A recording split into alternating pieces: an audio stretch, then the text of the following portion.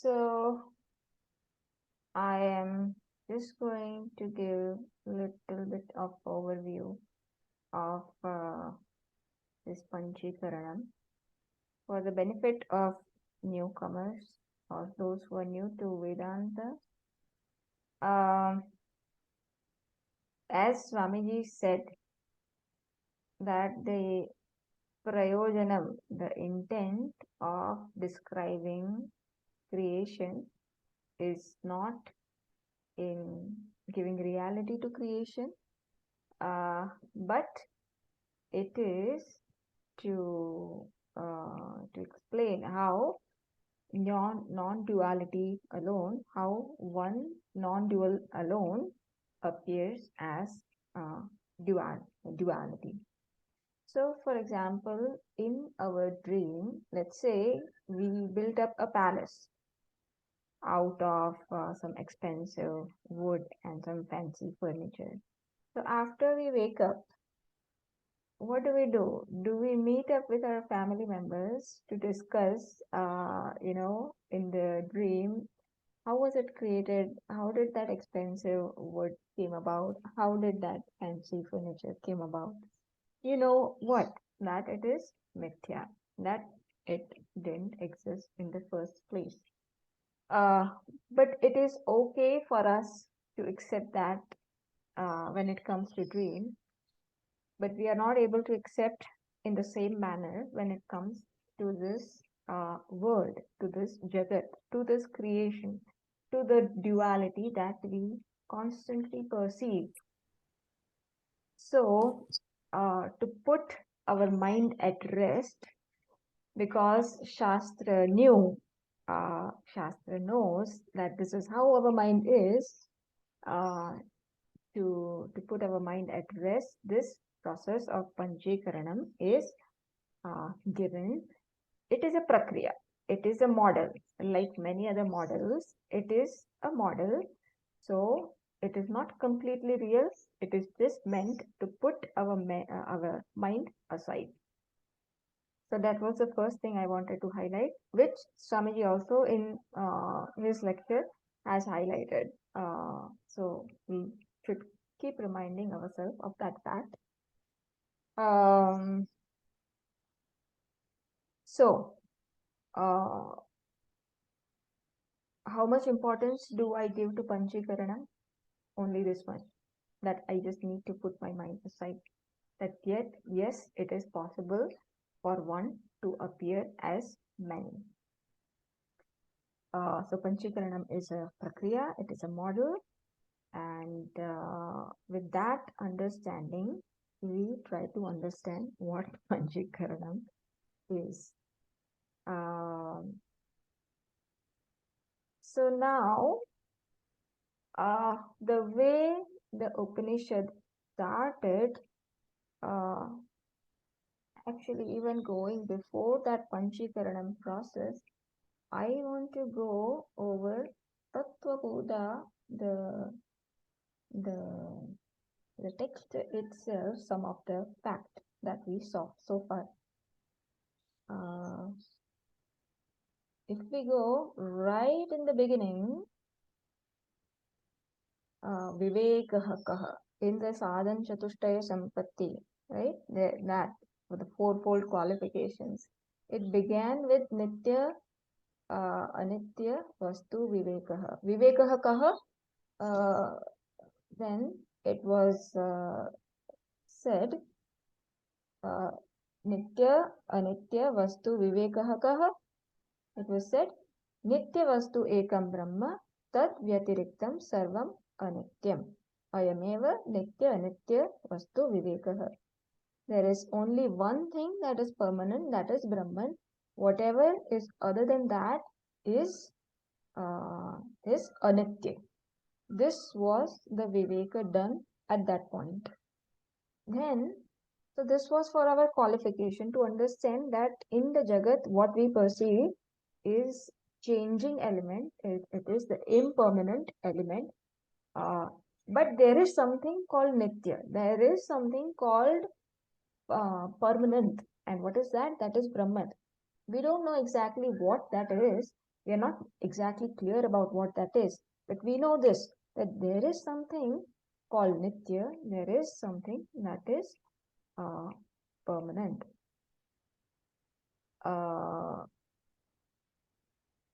And then when it comes to Tattva Vivekaha, there it is. Then what does it say? Tattva Vivekaha Kaha. So now to this qualified student, the teacher started the Upadesha regarding the Tattva. So Tattva Vivekaha Kaha, what is this Tattva? Atma Satyam Tat Anyat Sarvam Mithya Iti. There is only one truth, that is Atma. What is Atma? Atma is I. It is the name that I give to I. Atma is Satya. Whatever is other than Atma, I, is all Mithya. It is changing. We will understand the word Mithya, I guess, later. But for now, changing. This is what we learned so far.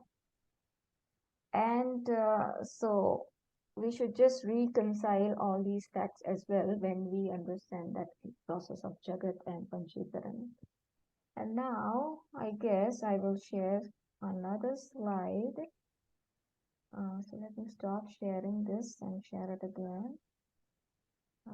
Wait a minute, let me highlight that first. Prabodha. So now we come to that Panchikaranam process. So, yeah. So this is the slide that we want to understand. So Swamiji already explained it, but we didn't have the figure in front. So Panchikaranam, what is Panchikaranam? It is the grossification of the subtle elements. So in the process of creation, we are told that first from the Brahman, with the Upadhi of Maya,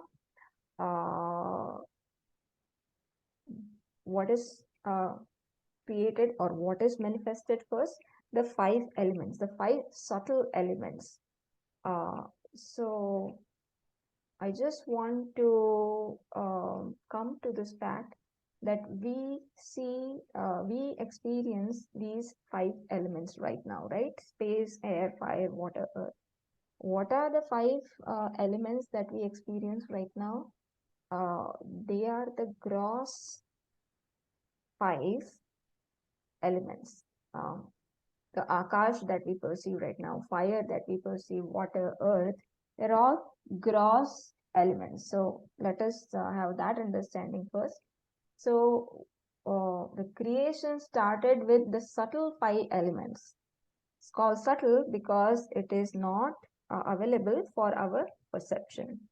So it started with these subtle elements, and the whole process of grossification is how these subtle elements combined together to give rise to something which we call gross, gross five elements, which we are able to perceive. So then that Panchikaranam process it started, that let us say this element space. So we have this whole element, subtle element space, and that what happened to that first in the process of Panchikaranam. And again, remember, this is a model, this is a way of understanding. So one element space, it got divided into half, which is the second step. So you got 50% space, Akash, and the rest is there. So 50% stays intact. The rest is also there. So then that the rest splits, and then what happens? It divides into four, and in that four, it's like this. Let us say this is my hand, Akash, and it splits into two. So one remains intact and the other splits. And then it was whole. Now it got split into four things. So one to one, the if this is space, right? So air, fire, water, and earth.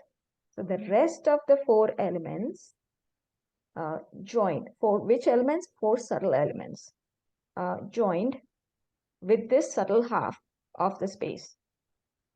So subtle 50% half of space got joined with subtle air, subtle fire, subtle water, subtle earth. This is now the gross space. And the same process happens with the rest of the elements. So the gross 5 elements is 50% predominant of that particular element, and 1/8, whatever that 1/8 is, however many percentage, 1/8 of the rest of the elements. This is the gross 5 elements from which the whole creation comes about. This is the process of Panchikaranam. So if we do get confused, then everybody has this chart in our PDF, so you can go over it in slow motion. But I feel it is clear. It is just a process. It is just an equation, like a mathematical equation that is presented here. So we just accept it as it is said and just park it aside. That yes, it is possible, it is feasible how this subtle element gives rise to gross element. And from this gross elements, this creation happens or manifests. Um, so yeah.